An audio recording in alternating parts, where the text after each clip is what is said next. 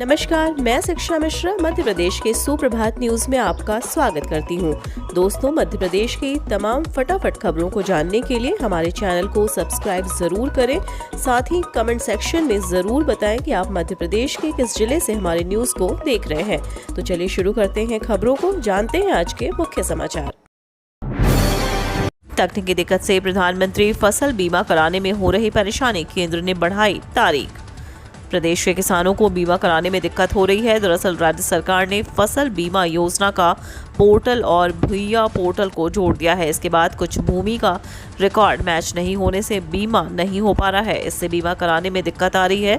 किसानों से मिली शिकायत के बाद कृषि विभाग ने केंद्र सरकार को बीमा कराने की तारीख बढ़ाने की मांग की थी। प्रधानमंत्री फसल बीमा योजना के तहत केंद्र सरकार ने बीमा कराने की तारीख बढ़ाकर 30 जुलाई कर दी है।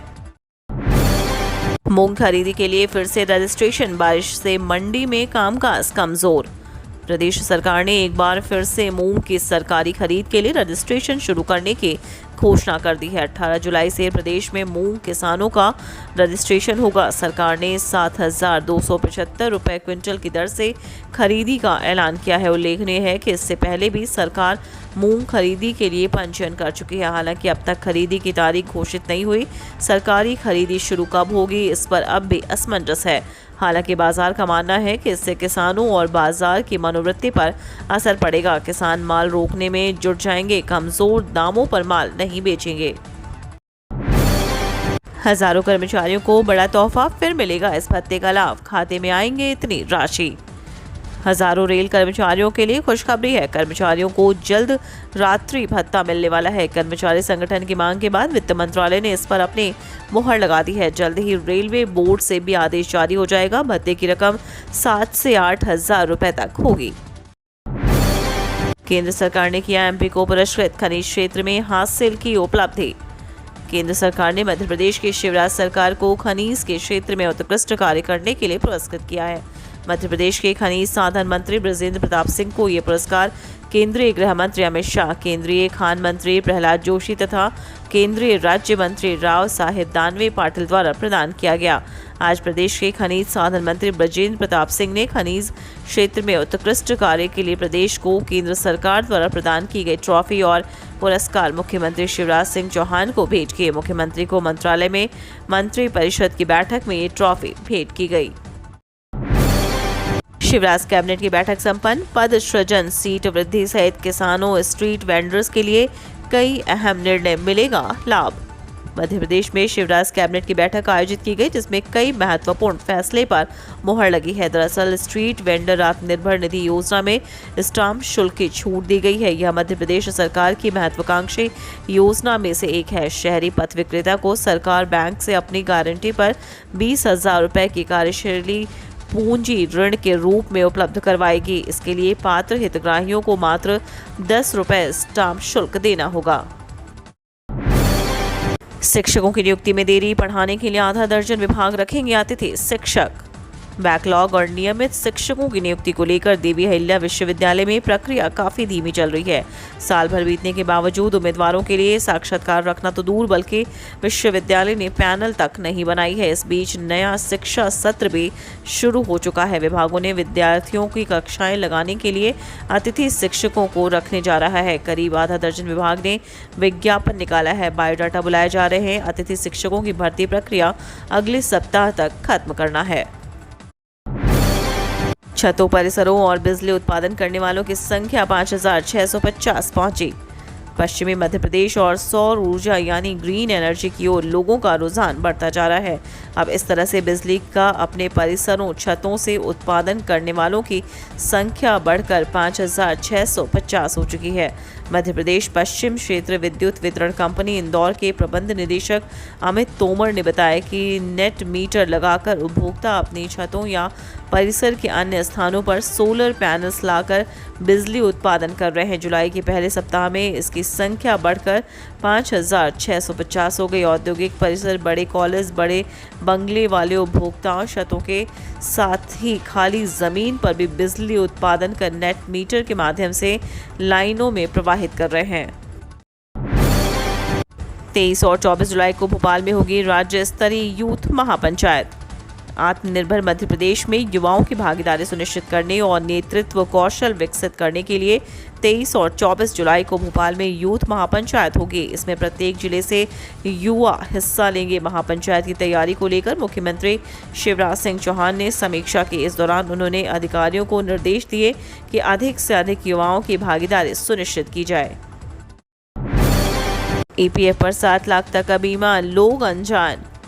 कर्मचारी भविष्य निधि संगठन के अंतर्गत आने वाले जिन कर्मचारियों का ईपीएफ कटता है उन्हें पता ही नहीं होता कि सिर्फ ईपीएफ ही एक लाभ नहीं है, इसके अलावा भी इसमें बीमा जैसे तमाम लाभ हैं। ईएलडी और स्कीम के तहत हर साल कर्मचारी का 7 लाख रुपए तक का मुफ्त बीमा होता है। अगर नौकरी के दौरान उसकी मौत होती है तो यह पैसा उसे मिलता है। यह बात ग्वालियर में पदस्थ क्षेत्रीय भविष्य निधि आयुक्त मोहम्मद सरफराज ने बीते दिन योजना की जानकारी देते हुए कही।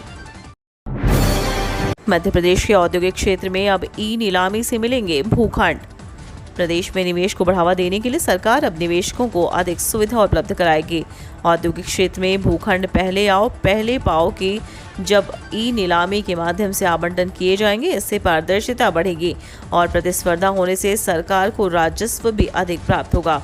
बंद इकाइयों को भूखंड लौटाने, कुछ हिस्से के हस्तांतरण करने और भूखंड के विभाजन की सुविधा भी दी जाएगी। इसके लिए मुख्यमंत्री शिवराज सिंह चौहान की अध्यक्षता में शुक्रवार को हुई कैबिनेट बैठक में मध्य प्रदेश राज्य औद्योगिक भूमि एवं भवन प्रबंधन नियम 2019 में संशोधन प्रस्ताव को स्वीकृति दी गई।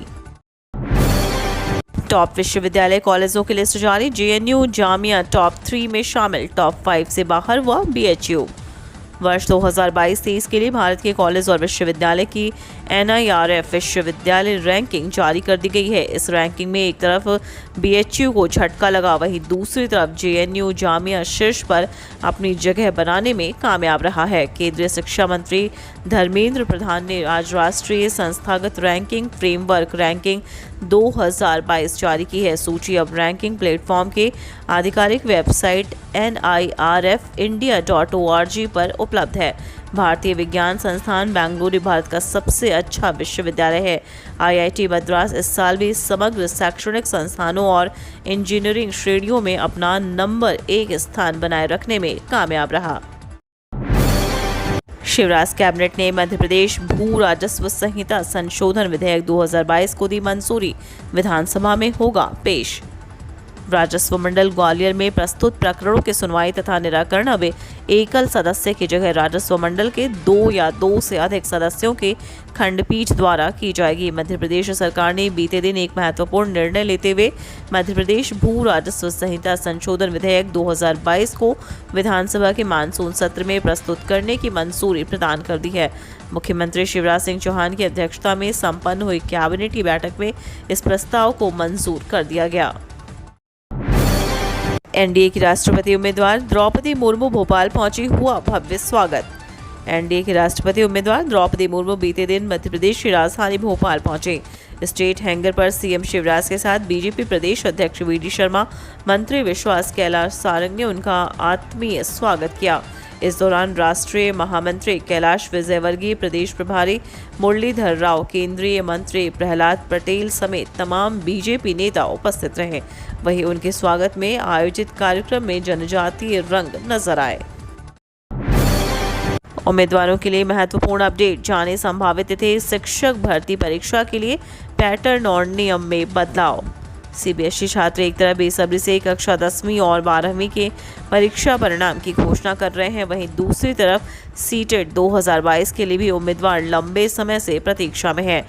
इससे पहले उम्मीद जताई जा रही थी कि नोटिफिकेशन जुलाई के पहले सप्ताह तक जारी कर दिया जाएगा। हालांकि अभी की अपडेट के मुताबिक सीटेट परीक्षा नोटिफिकेशन या फिर अगस्त में जारी होने की संभावना जाहिर की गई है। शिवराज सिंह चौहान ने कहा, कोरोना के प्रकरण बढ़े पर चिंता की बात नहीं, 21 जुलाई से फिर टीकाकरण अभियान। प्रदेश में पिछले 2-3 सप्ताह में कोरोना संक्रमण के प्रकरण बढ़ रहे हैं, पर अभी कोविड खतरनाक नहीं है। चिंता जैसी कोई बात नहीं है, फिर भी हम नजर रखेंगे।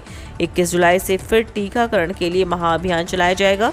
यह बात मुख्यमंत्री शिवराज सिंह चौहान ने मंत्रियों से अनौपचारिक चर्चा में कही।